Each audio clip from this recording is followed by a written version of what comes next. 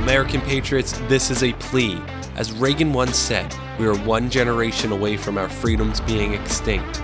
Fast forward to today, I believe we are one election away from our freedoms being extinct.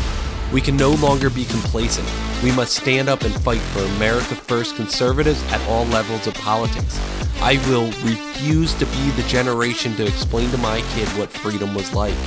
Decades of damage has been done. It's our time. It's our country.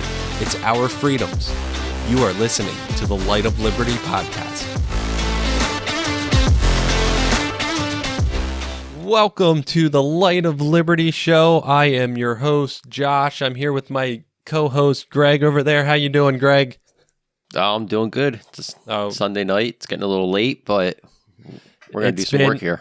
It's been a fun, long weekend for myself. Today was a pretty jam-packed day. I was able to meet up with you and meet up with family and got to spend this afternoon with family, which is fantastic. And this afternoon I spent cleaning out my garage. So cleaning out the garage. On to freedom fighting now with the Light of Liberty podcast. And Greg, I've got to start the show with this. This just in. Have you seen I think you called it when we talked earlier, the endorsement ad, or what others would like to say, the attack ad from Josh Shapiro on the soon-to-be governor, Doug Mastriano. Let me bring this up. Yeah, and play that for everybody. Well, if you can see that. This is Republican State Senator Doug Mastriano. He's the Republican who's ahead in the polls for governor. He wants to outlaw abortion. It's Mastriano who wrote the heartbeat bill in Pennsylvania, and he's one of Donald Trump's strongest supporters. He wants to end vote by mail, and he led the fight to audit the 2020 election. If Mastriano wins, it's a win for what Donald Trump stands for. I'm going to pause it right there, Greg. Look, so if you can read that right there. If Doug Mastriano wins, it's a win for what Donald Trump stands for, right? Everything they said in that, Greg, is exactly what a conservative patriot would want. Is it not? I think it's what every free American should want. Yeah. This is nothing that's hidden. These are some of the policies that Doug is running on. He's not ashamed of this. He's proud of these bills he's brought out. This is who the man is, and it's who he's fighting for. And like you said, this acts more like an endorsement ad here. What Josh Shapiro, that was funded by Shapiro's campaign, by the way. It looked like there at the end.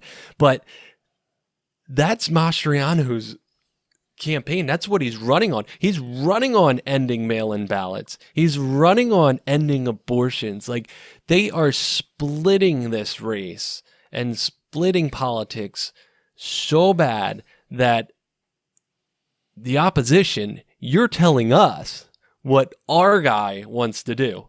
I think it's great they're helping us out. And those ads are very expensive. So, millions. he's saving millions. Doug some money right there, so Doug can, use his money elsewhere.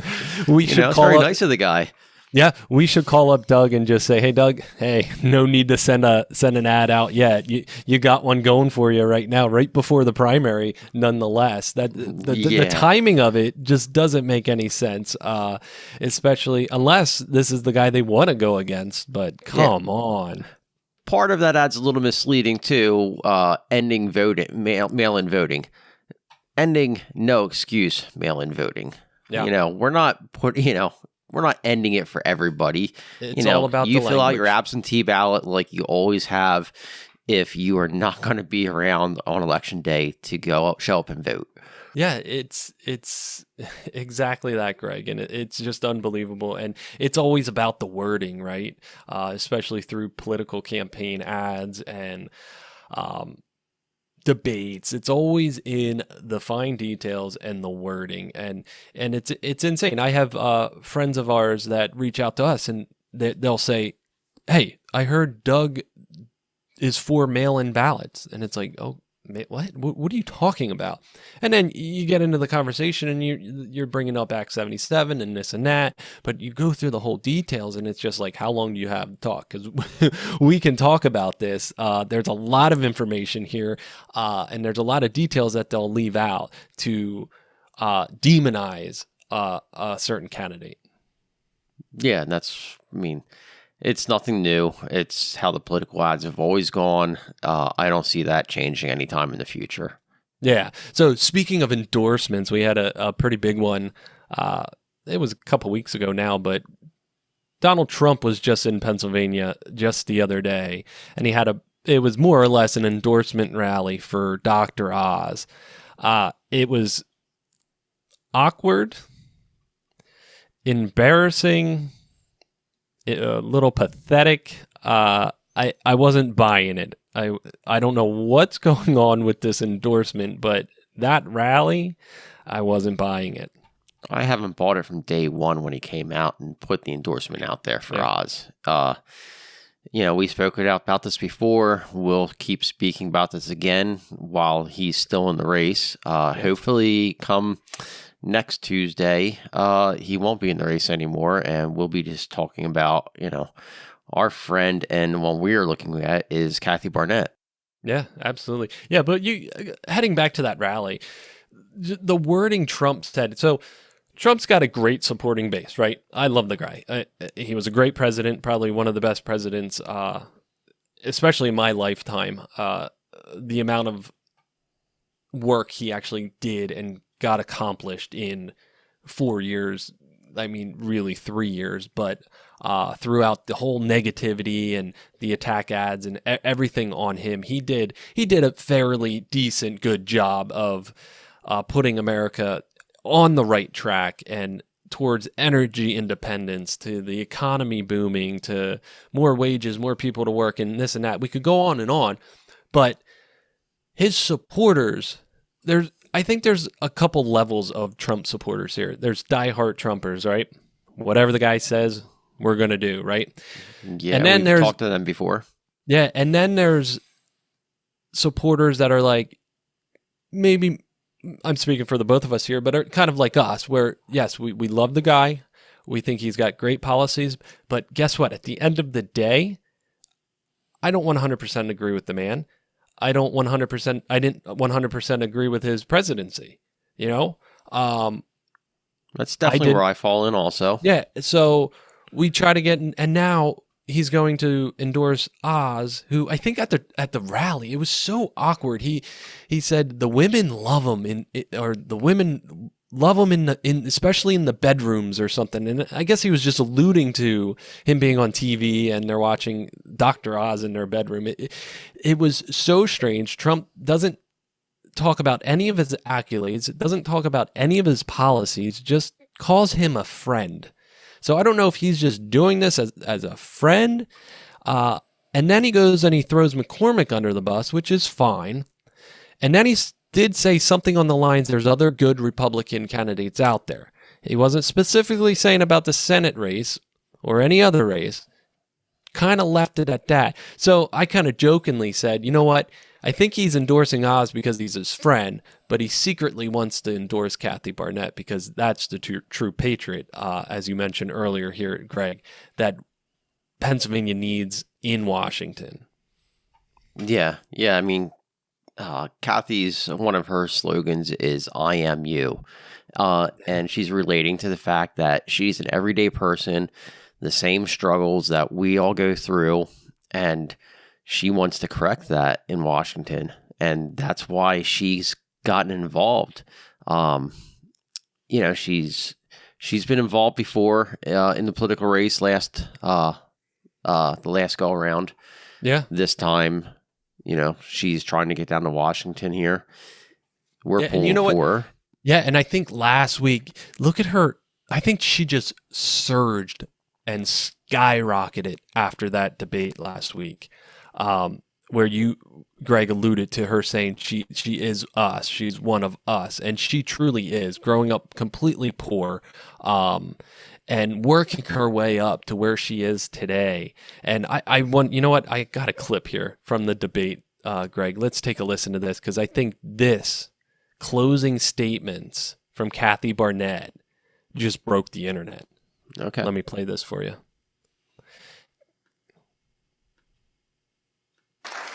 I am you, Pennsylvania.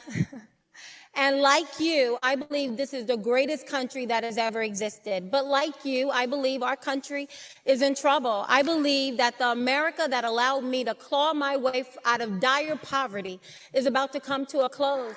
Listen, this time you do not have to hold your nose and vote for the lesser of two evils. I am in a statistical tie for first place, so voting for me is not throwing your vote away. Listen, go to my Facebook page at Kathy Barnette for Senate, and you will see exactly what I'm doing today that I will amp up tomorrow after this race. I have been going in, you will see me in rooms full of black people, changing their voter registration from Democrat to Republican. You will see me downtown in Chinatown. They are mine. You will see people ushering me in front of a room full of Amish people, with them introducing me as someone with their values. Not only do I have a grasp on our own base, but I can go into every nook and cranny and take the votes that we need in order to really beat Fetterman in the general election. So let's go do this. She just gets you amped up.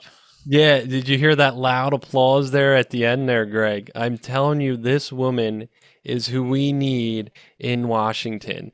Unbelievable. And that video alone there, I think, had 1.3 million views. Absolutely skyrocketed Kathy last week. Yeah, her momentum is carrying. I mean, it's The a timing, huge wave just pushing forward with her right now. And you look at her social media accounts, they're just, the numbers are like doubling.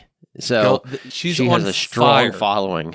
She is on fire, and the timing couldn't have come any sooner for her. That debate and that closing statements absolutely rocked the Republican primary in Pennsylvania. Absolutely. And she possibly just became a household name. I mean, you look on Twitter, like you said, her social medium's going crazy. Even Cat Turd from Florida on Twitter has endorsed Kathy Barnette. She has touched the hearts of Americans. She has touched the hearts of Pennsylvanians. And she is a fighter. She will fight for me and you. She will fight for you listeners out there. And those are the type of people that here at the Light of Liberty we want to promote and push towards Washington, push towards Harrisburg, because Republicans and Democrats aren't getting the job done anymore. We got to get new people in there. We got to get new blood in there. Conservative first, America first minded individuals, okay? And if we don't start putting these people in now, God help us, because it's going to take a while. Like Trump said, that the swamp is deep. It is truly, truly deep, and not one person is going to be able to get the job done. So fighters like Doug Mastriano and fighters like Kathy Barnette, if we get enough of them in office and in the right positions like we talk about here, that's how we get this ship turned around. Yeah, let me point out. So Trump's endorsements, and he's made plenty of them. And if we look at the polling and what's happening in a lot of other states, Trump endorsements are sweeping a lot of other races. And you would think, because of, the kind of power that comes with it, you get here to Pennsylvania, Trump endorses Oz. So Oz has gotten a base, and he's gotten votes. He's gotten plenty of money thrown into, he's gotten a lot of money thrown his way with the Trump endorsement. You would think that would put most other candidates out of the competition. Kathy, with a grassroots basis, has just been soaring and climbing and increasing ever since the Oz endorsement from Trump. Yeah, and so this that should show people what kind of fighter she is, how good she really is, and why that's who we need.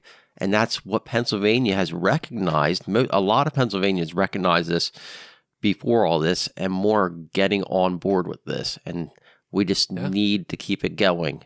We got a little over a week left to do this. But I think it's looking promising for her. Yeah, and I wrote a word here as you talk about Kathy down. She's relatable. And there's not that many people that are relatable in politics, right? To the normal middle class, everyday American. Oz is not relatable to Pennsylvanians. McCormick is not relatable to Pennsylvanians. Kathy Barnette is relatable. And like you said, Greg, and like Kathy says, she is one of us. We need her, and she needs us. Then we can talk about Carla Sands. These polished politicians or people with the multimillionaires, that's what they are, just throwing their money around. So the way I see this come Tuesday, May 17th, get out and vote. McCormick and Oz, I'm hoping, will pull enough votes away from each other where Kathy will just slide right in or be a Kathy Barnette landslide. Because statistically, Kathy is in a three-way heat. I think the last I checked, it was 22% Oz, 20% McCormick, and I think 18% Kathy Barnette. And those polls are plus or minus 2 or 3. So Kathy is right there. They're all right there. And and I don't know. I'd be surprised. Yeah. She tells you what she's doing. I mean, Oz is up there. He's spewing his mouth with just these like empty statements. It's just every day. They're politician talking points. Yeah, they are, and they're just catchphrases that I think they're just full of hot air. They go out there, they're just floating around, but nobody's reaching for them. Yeah, and I had said this before. Trump endorsing Oz, right? Oz is going to be in office for 2 years before Trump even runs, right? Mm-hmm. So Oz is going to be there by himself. So I just don't understand this endorsement, other than he's owing him a favor or they're friends. But it just doesn't make any sense to me. The only thing Oz is going to know what to do is do stuff for himself. That's all the man knows how to do is for himself, not for others. Yeah, because you listen to his speech, it's empty. There's nothing to it. There's no content to it. He has these political talking points, but where are the solutions? Are you willing to work with other senators or other conservative first agenda minded senators to get shit done, or are you just there for the namesake? How about his dual citizenship? Only if he is elected will he then renounce his Turkish citizenship. So it's not something he wants to do. He doesn't want to renounce his Turkish citizenship. He wants to keep that. Yep. But if he gets elected, then he's going to, I guess I'll do it then just for, to make it look good. It doesn't look good now. It's not going to look good then if he gets elected, which I'm hoping he doesn't. Yeah, we're all hoping. But if he would have rescinded his Turkish citizenship, I would have gained a little respect for the man. If he would have said, you know what, yep, it will cause a problem. I'm going to rescind it right now, continue the campaign.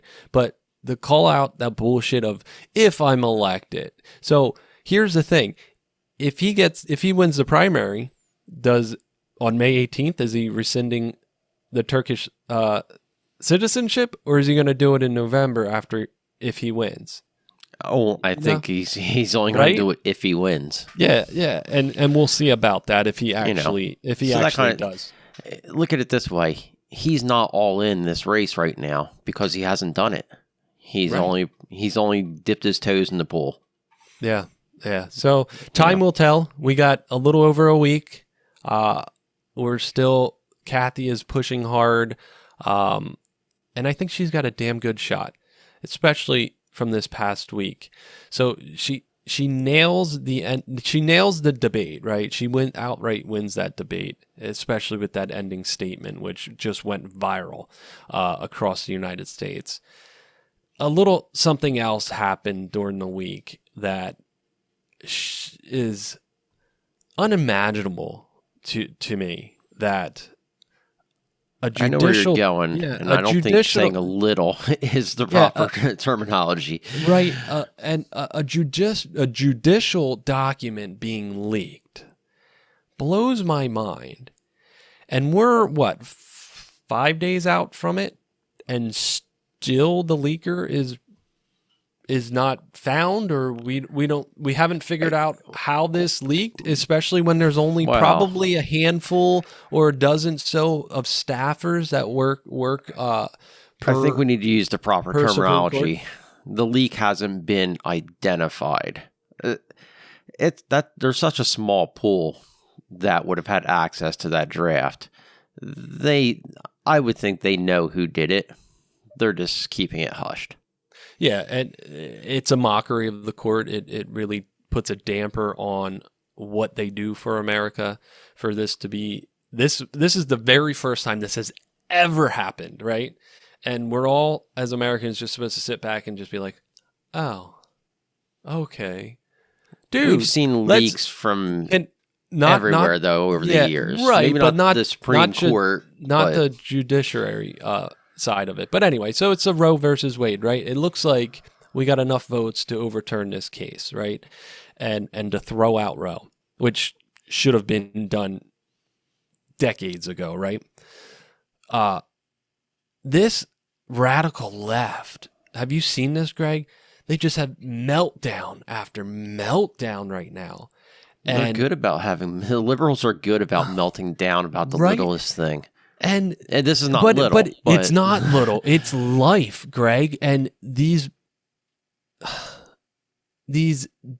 demonic individuals that sociopathic. That think killing an unborn child. I know. They're mad because they don't get to kill anymore. I mean, and it's a lot of people out there.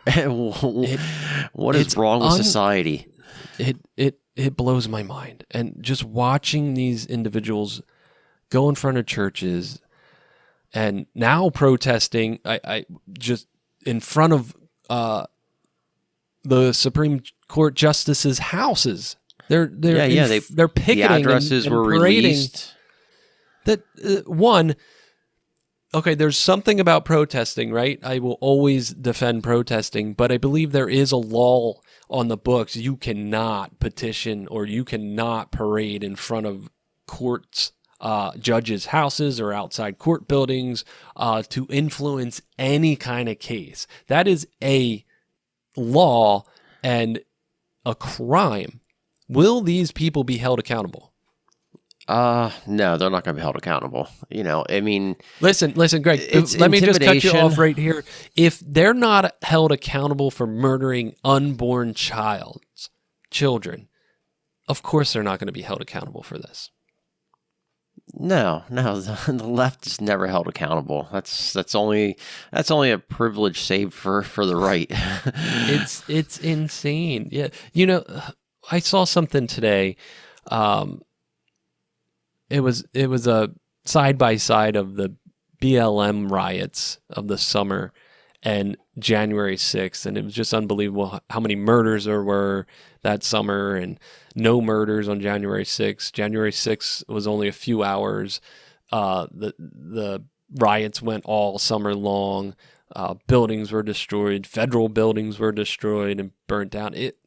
And nothing was done. Kamala Harris bailed out some of those protesters. But then we have J6 detainees that are still down there in solitary confinement. It is despicable, and this government should be ashamed of itself. Yeah, and in that case, I mean, there's so many videos clearly showing security literally waving the protesters inside the building. Yeah, they had no idea what was going on. They were like, "Oh, yeah, let's go in. I mean, we're here to yell." My stand on that too is, that building that belongs to we the people. How can you trespass in your own house? You know what I mean? Right. That doesn't belong to them. That belongs to our country. We are part of this country. So don't tell me I'm trespassing on my own land. Right. So now we have these protesters in front of court justices' houses, right? And they're in front of the Supreme Court as well. Absolutely deranged individuals, right? Screaming at the top of their lungs. I've seen videos of them pretending to give birth to babies and then slamming these dolls down and ripping heads off the dolls and just murdering children. These people are sick, right? We've always said on this show, this isn't left or right or left against right or us against them. This is and has always been good versus evil, right? Yeah, there's a lot of evil in this world, but there's a heck of a lot of good in this world. And we were talking earlier today, Greg, about how do we combat this deranged left, right? And our good friend Dr. Doug Pfeiffer kind of said it best when we were talking with him is the far left, that dogmatic group is pretty far gone, right? Let's just not touch them. But how do you battle against these pro-choicers, right? I don't think we have to battle. I don't think we have to fight against them. I think we just need to do more good than what they're doing bad. We will overshadow them, and they'll just, they will fade away. Our sunlight is just going to like outshine their shade. Yeah, and if we do go into battle, and I feel like we're in battle right now, right? I've always said it before, we're in this information battlefield. And we battle with people and people's stories like Kathy Barnette, who's a product of rape, right? This I'm telling you, Kathy's surge this week, the timing of things for her couldn't have come any better. The debate and now this Roe versus Wade. And she tells her story about being a product of rape. And her mother was 11 years old when she had her. And her grandmother came in and the whole family got together, right? They decided as a family to love this child, to bring this life into this world, right? And you look at Kathy today and you realize how much value life and her life brings to this planet, to just humankind. And then you think about the 60 million babies that were murdered. What could have been done? What value, what lives that this generation lost? Could have lost. What impact would they have made on this country, on this world? And that's how we can fight this deranged left, with stories like Kathy. And we get her story into the national spotlight. And to realize, like, wow, even rape victims or products of rape, like, it's like, in my eyes, it's simple because it's still a child at conception. That's when it all begins, right? It's not like Kathy says, she wasn't just a lump of cells, and she's not just a lump of cells now. She has value, just like me and you, Greg, have value. Just like the listeners out there, you guys have value, and you always did, and you always will have value. And we have to respect our lives and understand that all life matters. All lives matter, right? The phrase the pro-choicers like to use, "my body, my choice," that's not how it is, because it's not their body that they're killing. It's their child's body. They're eliminating. It's not appalling. It's their choice, but it's not their body. It's it's another being's body. It is, and it just blows my mind. It blows my mind that these people. Yeah, and don't tell me I can't speak up about it because I'm a man and not a woman. Yeah, because I can. I mean, for how many generations? The it's an outdated thought nowadays. I mean, where it's like, men go to war, men are required to, do this, do that. But it was always pushed, if we're allowed to, men going to war to save lives, protect the lives of others and stuff. But now, we can't speak up to try and save the lives of the unborn, And a man was half involved in the creation of that child.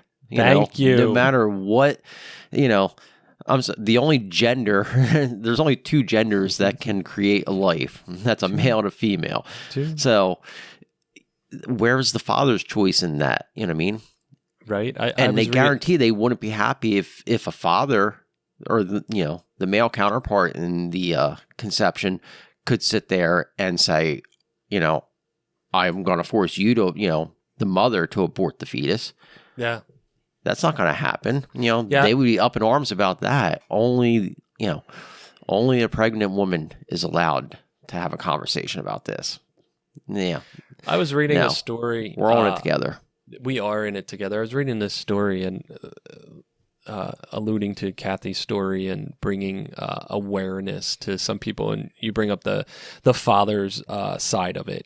I was reading this guy got a girl pregnant, right?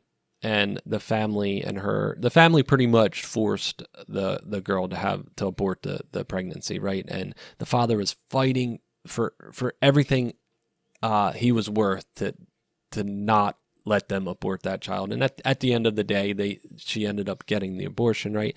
And this guy tells this story, and he says, still to this day, 30 or 40 years later, whatever it was, like it infuriates him that happened, that his child was taken from him, and he didn't have a choice in the aspect. And it's a shame. And those stories, he's not the only one with that story. You know what I mean? There's thousands others, I'm sure.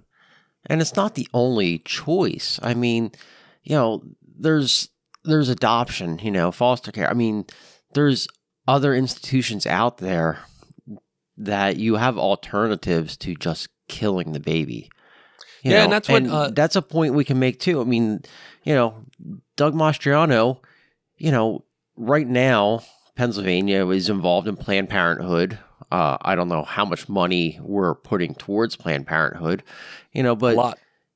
When Doug gets elected to governor, he has a plan that we're dumping Planned Parenthood out of Pennsylvania. We're not putting money into that. The money he wants to transfer that money to adoption and foster care. It's that easy. You know what I mean? It is. It can be. You know what I mean? But, instead of our money going, every taxpayer's, Pennsylvania taxpayer's money going to kill babies, now it'll be going to save babies. Yeah, yeah. And now they'll argue and say, no, that money's not allowed to be used for abortions. Shut the hell up, because you get this money, you're going to see it when he gets into office. He's going to find it, and he's going to show you where it was going. Yeah, but they say that it can't go towards abortions. But at the end of the day, if we give you money for other stuff, that frees up more money for your satanic crap. But there's always workarounds. I know it's insane. You were bringing up going to war and going to war. Yeah, right. This kind of I know. Popped into my head. And it's not, I understand too. It's not a male-oriented thing anymore. Going to war, and I'm fine with that. But imagine this, Greg. I was thinking of this the other week. Imagine we go to war. Say it's World War III, right? We don't have enough troops, and they initiate the draft, and they're going to draft today's 18 to 25-year-old. Have you We're going to have more 18 to 25-year-olds coming out to protest a draft again Imagine in this country. They don't even know if they're a boy or a girl, let alone now they got to go to boot camp, right? I think if there was ever a time for myself to volunteer for the military, if they would open up the draft, I'd be like, no. 18 to 25-year-olds, stay home with mommy and daddy. We got this. You know what? I'm going to go back to what our forefathers would have said. They're just cannon fodder. There you go. But, oh my God, imagine just that generation to fight for your freedom? I don't know about that. Unless they can fight it with their smartphone or a video game controller, which, well, I mean, so many. There's a good part of wars that are fault of a video game controller nowadays. Well, yeah, to be honest with you, but it still will never replace boots on the ground, I don't think. No, and it reminds me of that one UFC fighter, man. If they're coming here, we'll dig our boots into the ground and we'll defend this land because we love this country. We value what our forefathers put before us, and we got to defend that Constitution.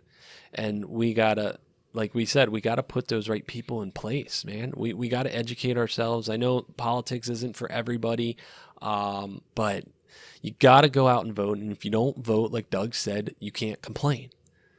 If you don't trust the system, I don't trust the system, but is my ass getting to that voting booth? It is, because our only shot is to get people like Doug Mastriano in office, and we got to do our part. This is our 1776 moment, and we have to get to the voting booth in November. All of us. Every single one. Get your neighbors, get your friends, get your family, get them to the polls. Because Doug has a plan. We're going to have poll watchers. We're going to canvass the entire state. We're going to keep close eyes on Philadelphia, I'm for sure, because we're going to need to. And those drop boxes. And the drop boxes. And that's the other thing we could have went in here today's show is the 2000 Mules movie. I haven't seen it yet. I haven't seen it either. Jen wanted to rent it and watch it tonight, but we just doing this. I hear it's was going to be a little more.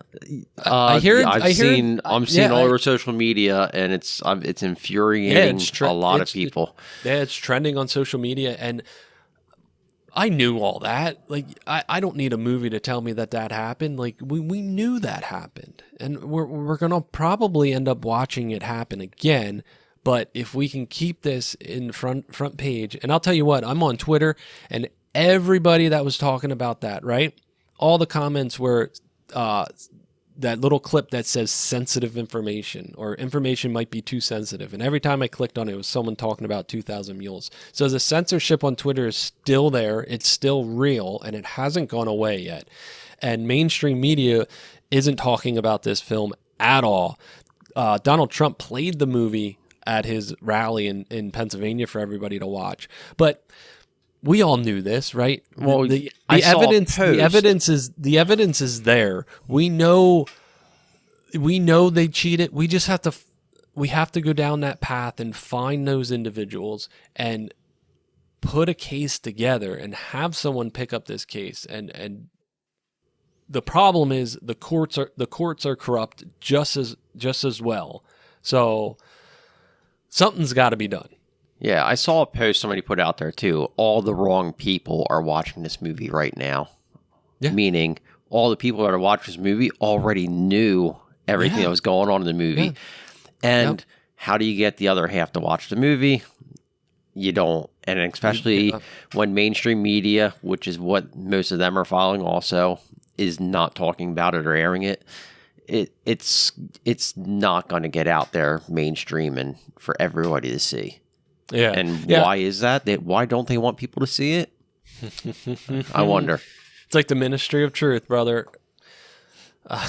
What else did I just see? I just saw there was some other organization they just created. There is, but the U.S. government is the biggest misinformation. Disinformation, yeah. Or disinformation provider propaganda in the world. And they've always been, and they will continue to be.